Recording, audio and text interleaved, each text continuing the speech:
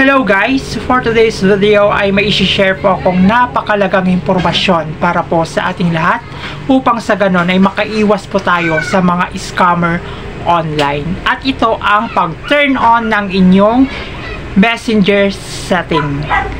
Bakit? First, para hindi po nila malaman kung ano po ang IP address ng ginagamit nyong cellphone. Second, para hindi po nila malaman kung ano po ang location natin. And third, para po hindi nila malaman kung ano ang daily online activities natin sa ating mga cellphone. Kasi kapag naka-turn off po ito, ay pwede pong ma-access ninuman ang tatlong ito, which is your IP address, your location, and your daily online activities. Kaya napakalaga itong impormasyon ito at sana i-share nyo rin po ito sa inyong mga kakilala. So wag na nating patagalin pa. This is the tutorial on how to turn on this setting in your messenger account. Watch! Unang-una sa lahat, syempre punta po tayo sa ating messenger.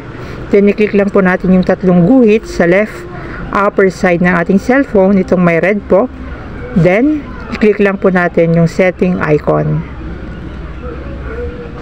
Then scroll down po natin at hanapin po natin yung privacy and safety. I-click po natin yan para makapasok.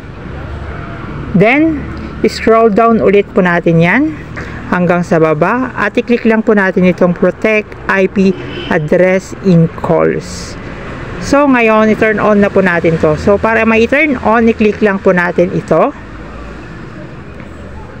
So yan lang po, ganyan lang po kadali kung paano i-turn on itong setting na ito